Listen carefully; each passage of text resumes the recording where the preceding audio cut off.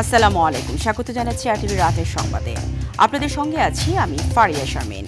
রাজনৈতিক দলকে হাতের খেলনা মনে করছেন উপদেষ্টারা, এমন মন্তব্য করে বিএনপির মহাসচিব মির্জা ফখরুল ইসলাম আলমগীর বলেন, নির্বাচনের দিনই গণভোট হতে হবে। সাবেক মন্ত্রী তরিকুল ইসলামের ৭ম মৃত্যুবার্ষিকী উপলক্ষে যশোরে এক স্মরণ সভায় তিনি একথা বলেন। স্থায়ী কমিটির আরেক সদস্য এজেড-এম জাহিদ হোসেন দিনাজপুরে এক যুব সমাবেশে বলেন, গেল ৩ নির্বাচনের মতো ডামি নির্বাচন এ দেশে আর হতে দেয়া হবে না। প্রতিনিধিদের পাঠানো তথ্যচিত্রে আরও জানাচ্ছেন সাকিব আল হাসান। বিকেল ৩টায় বিএনপির স্থায়ী কমিটির প্রয়াত সদস্য সাবেক মন্ত্রী তরিকুল ইসলামের ৭ম মৃত্যুবার্ষিকী উপলক্ষে যশোরের টাউন হল ময়দানে স্মরণ সভায় যোগ দেন বিএনপির মহাসচিব মির্জা ফখরুল ইসলাম আলমগীর।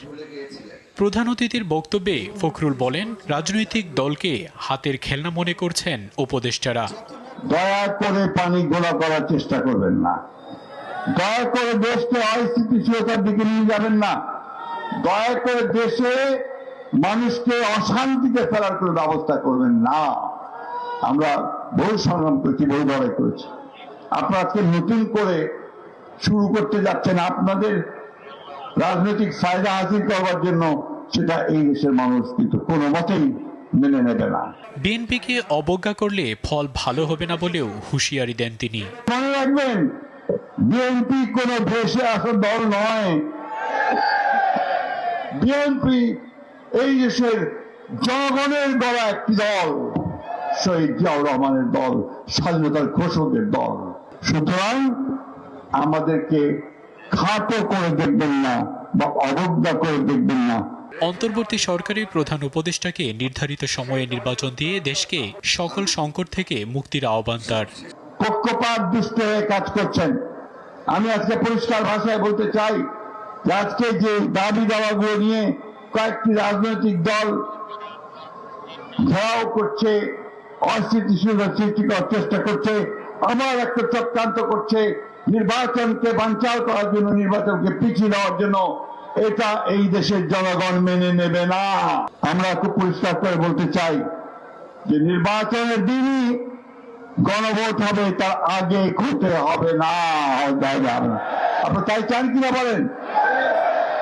এদিকে যুবদলের ৪৭তম প্রতিষ্ঠা বার্ষিকী উপলক্ষে দিনাজপুরের নবাবগঞ্জ ডাকবাংলা চত্বরে উপজেলা যুবদল আয়োজিত এক সমাবেশে যোগ দিয়ে বিএনপির স্থায়ী কমিটির সদস্য এজেড-এম জাহিদ হাসান বলেন, গত ৩ নির্বাচনের মতো নির্বাচন এদেশে আর দরকার নেই। ২৬-এর নির্বাচনে সবাইকে স্বতঃস্ফূর্তভাবে অংশগ্রহণের আহ্বান তার। দেশীয় এবং আন্তর্জাতিক ষড়যন্ত্র ছিল, যেটার ক্রীড়ানক ছিল পলায়নকৃত বা পতিত স্বৈরাচার। সাকিব আল হাসান, আরটিভি। সংবিধানের বাইরে গিয়ে কোনো বিষয়ের সমাধান করার শক্তি কারণেই, তাই গণভোট করতে হলে আগে সংবিধান সংশোধন করতে হবে, আর এজন্য অবশ্যই সংসদে যেতে হবে। সন্ধ্যায় গণফোরাম আয়োজিত এক আলোচনা সভায় এই কথা বলেন বিএনপির স্থায়ী কমিটির সদস্য আমির খসরু মাহমুদ চৌধুরী।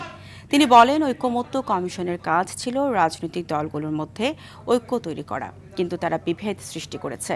পিআর পদ্ধতির নির্বাচনের বিষয়টিও ঐকমত্যের বাইরে ছিল, কিন্তু এগুলো টেনে আনা হয়েছে।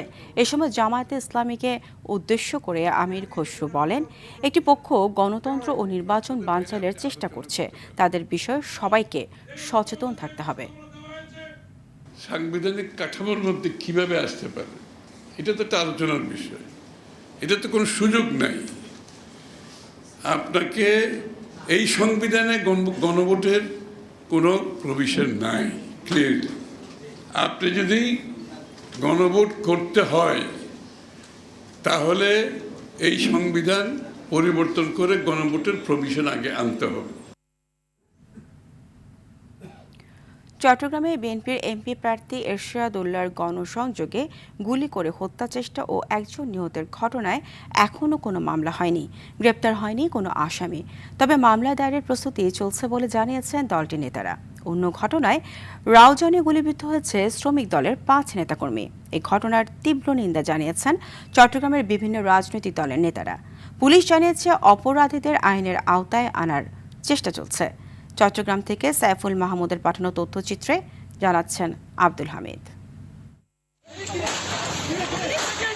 5 নভেম্বর সন্ধ্যায় চট্টগ্রাম নগরীর খন্দকারপাড়া এলাকায় তানিয়া স্টোরের সামনে চট্টগ্রাম 8 আসনের বিএনপির প্রার্থী এরশাদুল্লাহর গণসংযোগে সরার হোসেন বাবলা নামে এক ব্যক্তিকে গুলি করে হত্যা করা হয়। নিহত বিএনপি কর্মী সরার বাবলার বাবা জানান, ঘটনার কয়েকদিন আগে থেকেই হুমকি দেওয়া হচ্ছিল তার ছেলেকে। 3 দিন আগে বলছে সাদ্দাত, বড় সাদ্দাত, আমার ছেলে সরোয়ারকে, সরোয়ার তুমি কিছু খাবার চাইলে খেয়ে এলো, তোমার সময় শেষ। এদিকে রাউজানের কোয়েপাড়া গ্রামে দুর্বৃত্তদের গুলিতে উপজেলা শ্রমিক দলের আব্দুল্লাহ সুমন সহ 5 নেতাকর্মী গুলিবিদ্ধ হয়েছেন। বুধবার রাতে এ ঘটনা ঘটে। এসব ঘটনায় আতঙ্ক বিরাজ করছে জনমনে। শান্তিপূর্ণ পরিবেশে নির্বাচন সম্পন্ন হওয়া নিয়ে শঙ্কিত সিটি মেয়র ও জেলার বিভিন্ন রাজনৈতিক দলের নেতারা। দ্রুত অপরাধীদের গ্রেপ্তারের দাবি তাদের। সন্ত্রাসী যে হোক তারা তাদেরকে গ্রেপ্তার করবে, অবশ্যই এখানে গুড গভর্নেন্স তারা করবে। এই আক্রমণ এটা পৈশাচিক, এটা অমানবিক, এটা বর্বরোচিত, এটা জাহেলিয়ত। যারা কালকে ঘটনায় জড়িত ছিল ভিডিও ফুটেজের মধ্যে সবার চেহারা রয়েছে। আপনারা চেহারা দেখে দেখেই আগামী 24 ঘন্টার মধ্যে তাদেরকে গ্রেপ্তার করুন। হামলায় জড়িতদের গ্রেপ্তারের সর্বোচ্চ চেষ্টা চলছে বলে জানিয়েছে পুলিশ। মামলা এটা প্রক্রিয়াধীন আছে, তবে আমরা এখনো ইনফরমেশন গ্যাদার করেছি। খুব অচিরেই আমরা অপারেশন শুরু করবো এটা ধরার। অপরাধী যারা, তারা ঘটনা ঘটার পর হাইড আউটে চলে যায়, এমন জায়গায় চলে যায় সেখানে গিয়ে অনেক সময় তাদেরকে আমরা সাথে সাথে গিয়ে ধরতে পারি না। কারণ আমাদের কার্যক্রম চলমান আছে এবং আমি মনে করি যে আপনাদের ডিসার্টেন্ট হওয়ার কিছু নাই, আশাহত হওয়ার কিছু নাই, আপনারা স্বস্তিতে থাকবেন ইনশাআল্লাহ। গুলিবিদ্ধদের নগরীর বিভিন্ন হাসপাতালে চিকিৎসা দেওয়া হচ্ছে। হামলার প্রতিবাদে বিকেলে বিক্ষোভ করে চট্টগ্রাম মহানগর বিএনপি। এ সময় দ্রুত দুর্বৃত্তদের গ্রেপ্তারের দাবি জানান নেতাকর্মীরা। আব্দুল হামিদ, RTV। চট্টগ্রামে নির্বাচনী জনসংযোগে বিএনপি প্রার্থীসহ বেশ কয়েকজনের গুলিবিদ্ধ ঘটনায় নষ্ট হচ্ছে নির্বাচনী পরিবেশ। পরাজিত ফ্যাসিস্ট সহ নির্বাচন বানচালে বিশৃঙ্খলা সৃষ্টির সুযোগ নিতে পারে একটি গোষ্ঠী বলে মন্তব্য করেছেন ঢাকা বিশ্ববিদ্যালয়ের রাষ্ট্রবিজ্ঞান বিভাগের অধ্যাপক ডক্টর সাব্বির আহমেদ। এজন্য গোয়েন্দা সংস্থার দায়িত্ব অবহেলা খতিয়ে দেখার দাবি তার। আর পুলিশ বলছে যে কোনো পরিস্থিতি মোকাবেলায় কঠোর অবস্থানে সংস্থাটির সদস্যরা। আরও জানাচ্ছেন সাহিদ রহমান।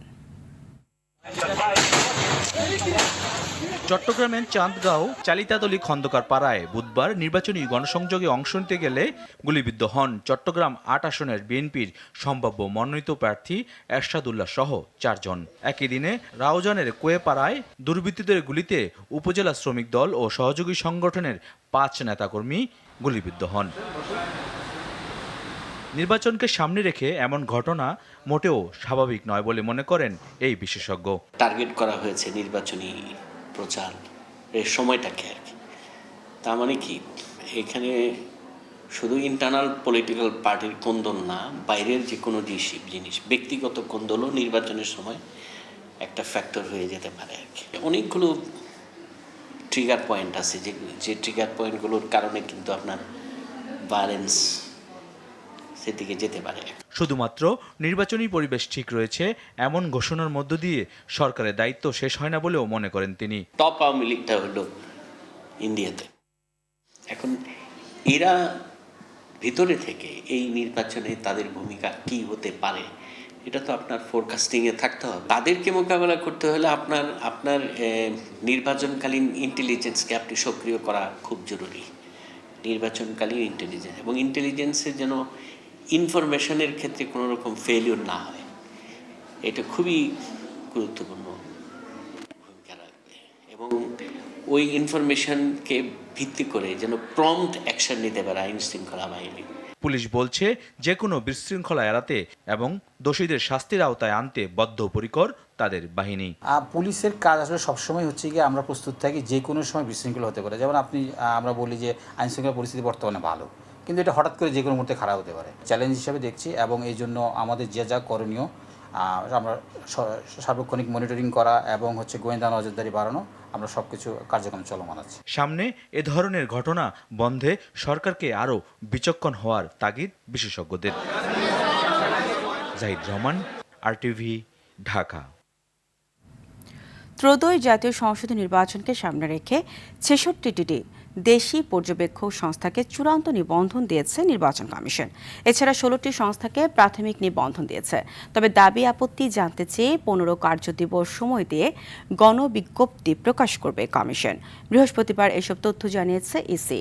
গত 28 সেপ্টেম্বর জাতীয় সংসদীয় নির্বাচনে পর্যবেক্ষক হিসেবে দায়িত্ব পালনের জন্য 73টি স্থানীয় নির্বাচন পর্যবেক্ষক সংস্থার প্রাথমিক তালিকা নির্ধারণ করে গণবিজ্ঞপ্তি প্রকাশ করে ইসি। নিষ্পত্তি শেষে চূড়ান্ত অনুমোদন দিয়েছে ইসি। নির্বাচন কমিশন জানায়, বিগত দ্বাদশ জাতীয় সংসদ নির্বাচনের পূর্বে নিবন্ধিত 96টি স্থানীয় নির্বাচন পর্যবেক্ষক সংস্থার নিবন্ধন নির্বাচন পর্যবেক্ষক নীতিমালা 2025-এর ধারা 16 মোতাবেক স্বয়ংক্রিয়ভাবে বাতিল হয়েছে।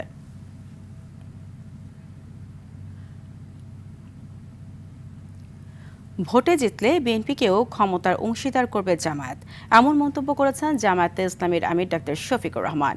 সন্ধ্যায় সিলেট নগরীর আমান উল্লাহ কনভেনশন সেন্টারে মহানগর ও সদর জামায়াত আয়োজিত এক সমাবেশে এই মন্তব্য করেন। এ সময় তিনি বলেন, আওয়ামী লীগ জামায়াতের নেতাকর্মীদের হত্যা ও গুম করেছে, দলের নিবন্ধন ও প্রতীক কেড়ে নিয়েছে, সবকিছুতে সিন্ডিকেট করে হাজার হাজার কোটি টাকা তারা লুটপাট করেছে। নতুন বাংলাদেশে কেউ ফ্যাসিস্ট হওয়ার চেষ্টা করলে আবারও মাঠে নামার হুঁশিয়ারি দেন ডাক্তার শফিকুর রহমান।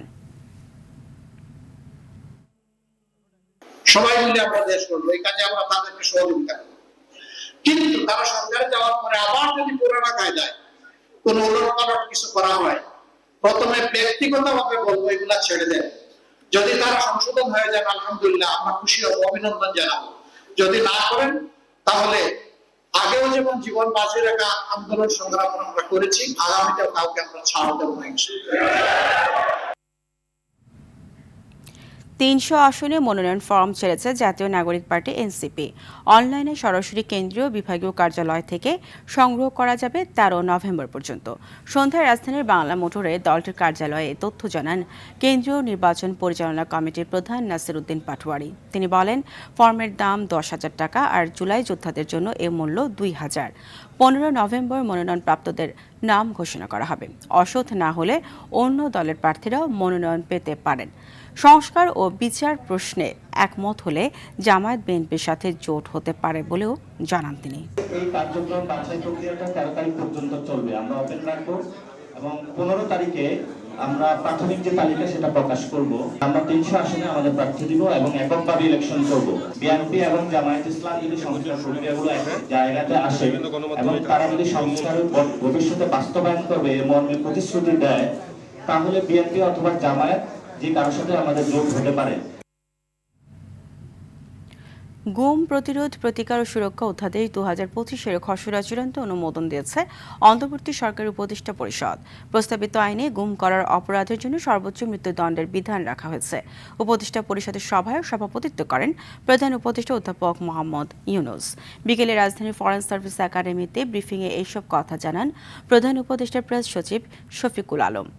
জাতীয় মানবাধিকার কমিশন ও তদন্ত কমিশনকে গুম সংক্রান্ত অভিযোগ ও তদন্তের ক্ষমতা প্রদান করা হয়েছে। ট্রাইব্যুনালে অভিযোগ গঠনের 120 দিনের মধ্যে বিচার সম্পন্নের বাধ্যবাধকতা, ভুক্তভোগী সাক্ষীর অধিকার সুরক্ষা প্রদান সংক্রান্ত বিধান অন্তর্ভুক্ত করা হয়েছে।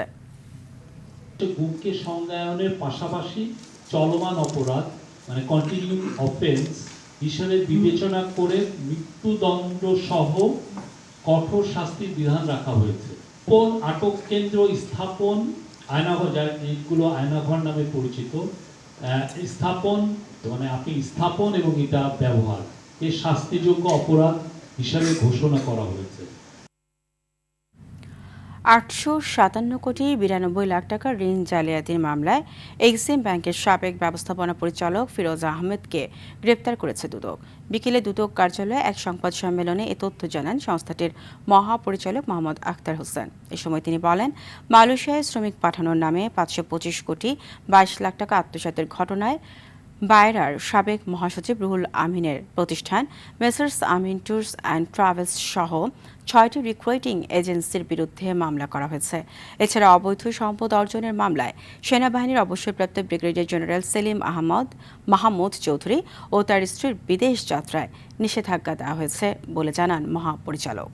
সাজসিক ক্ষমতার অপব্যবহার, অপরাধজনক অসৎ আচরণ এবং বিশ্বাস ভঙ্গের মাধ্যমে অর্থ আত্মসাৎ এবং আত্মসাৎকৃত অর্থ স্থানান্তর, রূপান্তর এবং হস্তান্তর করার অপরাধ অনুসন্ধানকালে প্রমাণিত হওয়ায় জনাব মোহাম্মদ ফিরোজ হোসেন সাবেক ব্যবস্থাপনা পরিচালককে আজকে গ্রেপ্তার করা হয়েছে। 5টি ব্যাংক একীভূত করে শেয়ার শূন্য ঘোষণার প্রতিবাদে অর্থ উপদেষ্টা বাংলাদেশ ব্যাংকের গভর্নর ও বিএসইসির চেয়ারম্যানকে 48 ঘণ্টার মধ্যে পদত্যাগের আলটিমেটাম দিয়েছে বাংলাদেশ পুঁজিবাজার বিনিয়োগকারী ঐক্য পরিষদ। দাবি না মানা হলে মঙ্গলবার বাংলাদেশ ব্যাংক ঘেরাও কর্মসূচির মাধ্যমে বৃহত্তর আন্দোলনের হুমকি দিয়েছে সংগঠনটির নেতারা। এদিকে একীভূত প্রক্রিয়ায় থাকা 5 ব্যাংকের প্রশাসকরা দায়িত্ব পালন শুরু করেছেন। তৌহিদুর রহমানের রিপোর্ট। শরিয়া ভিত্তিক 5 ব্যাংকের বোর্ড আনুষ্ঠানিকভাবে বিলুপ্ত করে বুধবার ইউনাইটেড ইসলামী ব্যাংকের ঘোষণা করেন গভর্নর আহসান এইচ মনসুর। একীভূত হওয়া ব্যাংকগুলো হলো এফএসআইবিএল, এসআইবিএল, ইউনিয়ন, এক্সিম এবং গ্লোবাল ইসলামী ব্যাংক। বোর্ড এখন থেকে সিজ করবে, আজকে থেকে করে ফেলেছে। বৃহস্পতিবার 5 ব্যাংকের প্রশাসক ব্যাংকগুলোতে নিজেদের দায়িত্ব বুঝে নেন এবং বিভিন্ন বিভাগের কর্মকর্তাদের সাথে বৈঠকও করেন। বুধবার বাংলাদেশ ব্যাংকের গভর্নর পুঁজিবাজারে তালিকাভুক্ত ব্যাংকগুলোর শেয়ার মূল্য শূন্য করে দেওয়ার ঘোষণা দিয়েছিলেন। 10 টাকার যে শেয়ারটা ছিল নেগেটিভ 420 টাকা, তো 420 টাকা বা 350 টাকা নেগেটিভকে জিরো করে দেওয়া হচ্ছে, নেগেটিভটা ধরা হচ্ছে না। বিষয়টির তীব্র প্রতিবাদ জানিয়েছেন শেয়ার হোল্ডাররা। অবিলম্বে এই সিদ্ধান্ত পরিবর্তনের দাবি জানান তারা। একটা শেয়ারে এই হচ্ছে জিরো প্রাইস থেকে বললো আর হয়ে গেল, এখানে হাইকোর্ট আছে, বিভিন্ন কিছু আছে, এটা কি মেনে নেবে? এদিকে রাজধানীতে ঢাকা স্টক এক্সচেঞ্জের সামনে সংবাদ সম্মেলন করেন ক্ষুদ্র বিনিয়োগকারীরা। শেয়ার হোল্ডারদের সাথে আলোচনা না করে ব্যাংকের শেয়ার শূন্য ঘোষণা করায় বিনিয়োগকারীরা দিশেহারা হয়ে পড়েছেন বলেও জানান তারা। এমনিতেই ওভারঅল মার্কেট অনবরত পড়ছে, তারপরে তিনি আবার গতকালকে এই ঘোষণাটা দিলেন। অর্থ উপদেষ্টা এবং গভর্নরের অবিলম্বে পদত্যাগ দাবি করছি। 5টি ব্যাংক একীভূত হলে যে ব্যাংক হবে সেই ব্যাংকের শেয়ার অবশ্যই বিনিয়োগকারীদেরকে দিতে হবে। পুঁজিবাজারে তালিকাভুক্ত এই ব্যাংকগুলোর শেয়ার বিষয় নিয়ে বাংলাদেশ ব্যাংকের সিদ্ধান্ত মেনে নেওয়ার আহ্বান জানান কেন্দ্রীয় ব্যাংকের মুখপাত্র। সমস্ত পরিমাণ দায়ভার শেয়ারের আনুপাতিক হারে প্রত্যেক শেয়ার হোল্ডারের উপরই বর্তাবে। যাদের বেশি শেয়ার তাদের উপর দায়ভার বেশি, যারা ক্ষুদ্র বিনিয়োগকারী তাদের উপর দায়ভার কম। চলতি মাসের শেষ নাগাদ প্রয়োজনীয় অর্থের যোগান পাবে ব্যাংকগুলো। যারা ডিফল্টার ঋণ পরিশোধ করছে না তাদের কাছ থেকে টাকাটা আদায় করা। তৌহিদুর রহমান, RTV, ঢাকা। শরিয়া ভিত্তিক দুর্বল 5 ব্যাংককে একীভূত করার প্রক্রিয়ায় সাধারণ বিনিয়োগকারীদের স্বার্থ সংরক্ষণের বিষয়টি আপাতত বিবেচনার সুযোগ নেই। তবে ক্ষুদ্র বিনিয়োগকারীদের স্বার্থ রক্ষায় সরকার চাইলে ক্ষতিপূরণ দেওয়ার বিষয়টি বিবেচনা করতে পারে। বৃহস্পতিবার এক বিজ্ঞপ্তিতে তথ্য জানিয়েছে বাংলাদেশ ব্যাংক। এতে বলা হয়, আন্তর্জাতিক উত্তম চর্চার সঙ্গে সামঞ্জস্য রেখে IMF, বিশ্বব্যাংক ও FDCDOর কারিগরি সহায়তা ও মতামত নিয়ে ব্যাংক রেজুলেশন অধ্যাদেশ 2025 প্রণয়ন করা হয়েছে। ফলে শেয়ারধারীদের স্বার্থ সংরক্ষণের বিষয়টি আপাতত বিবেচনার সুযোগ নেই।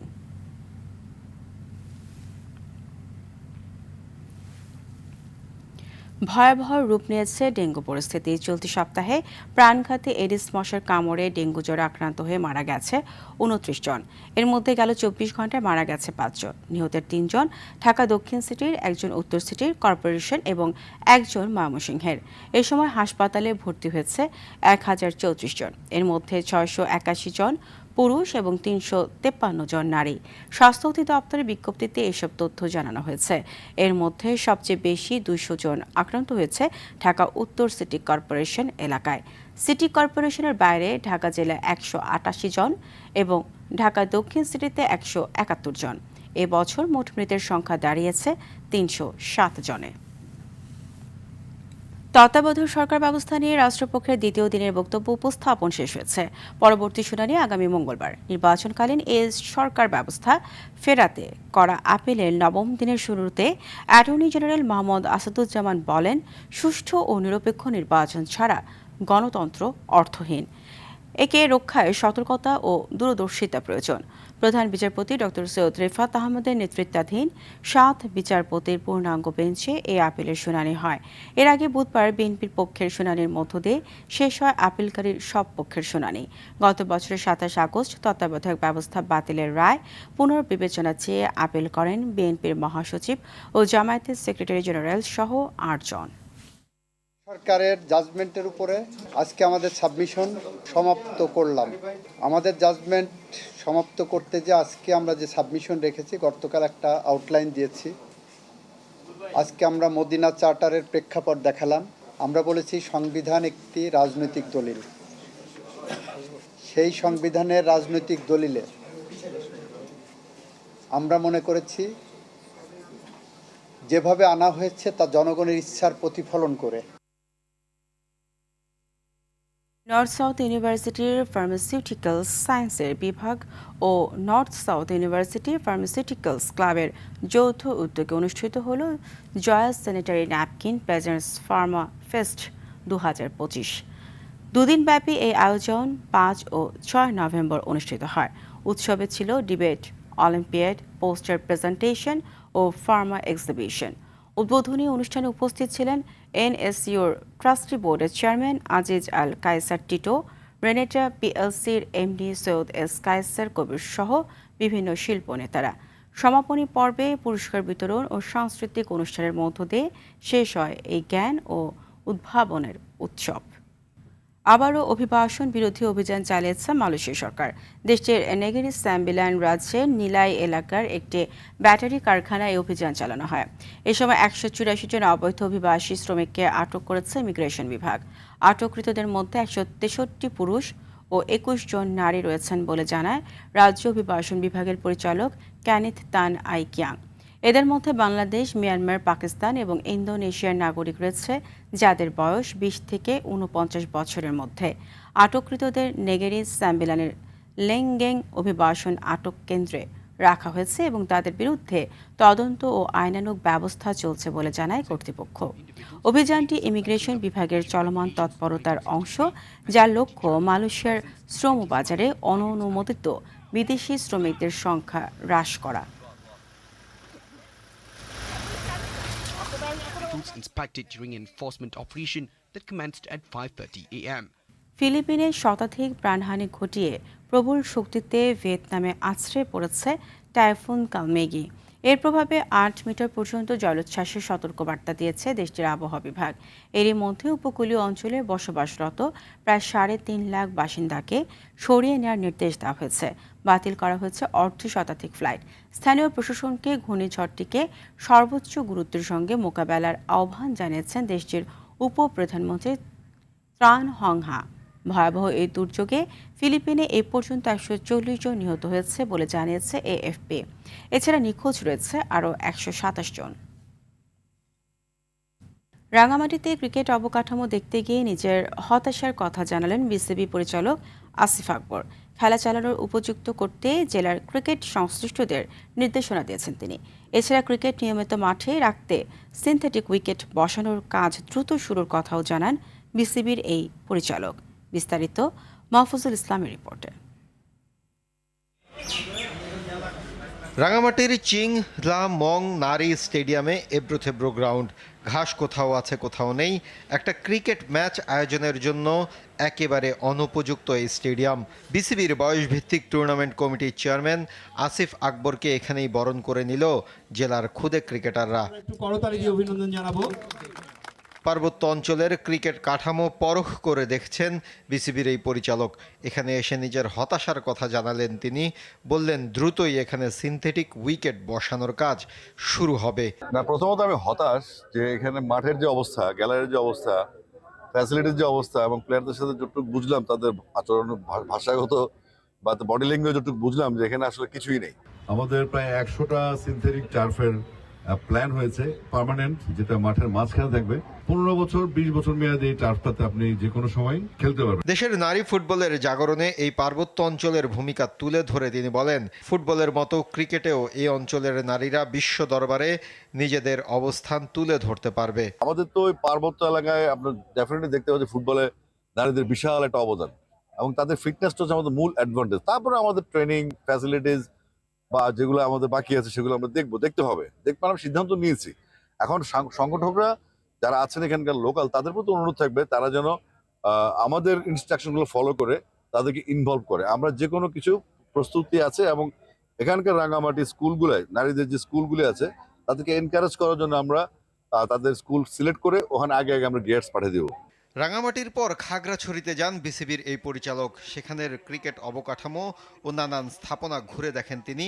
বয়সভিত্তিক ক্রিকেট দ্রুত শুরু করতে স্থানীয় সংগঠকদের তিনি বিভিন্ন নির্দেশনা দেন। মাহফুজুল ইসলাম, RTV। Bangladesh premier league BPL এর 12তম আসরের 5টি দলের নাম চূড়ান্ত করেছে Bangladesh cricket board BCB। Rangpur Riders এবারের আসরেও খেলবে একই নামে, ঢাকাও খেলবে তাদের পূর্বের ঢাকা ক্যাপিটালস নামেই। তবে পরিবর্তন হচ্ছে চট্টগ্রাম, রাজশাহী ও সিলেট ফ্র্যাঞ্চাইজির নাম। চট্টগ্রাম খেলবে চট্টগ্রাম রয়্যালস নামে, সিলেট খেলবে সিলেট টাইটান্স ও রাজশাহী এবারের আসরে অংশ নেবে রাজশাহী ওরিয়র্স নামে। চলতি বছরের 19 ডিসেম্বর পর্দা উঠতে পারে এবারের আসরের। রাতের সংবাদ এই পর্যন্তই। মধ্যরাতের সংবাদ রাত 1টায় দেখার আমন্ত্রণ রইল। ধন্যবাদ সবাইকে।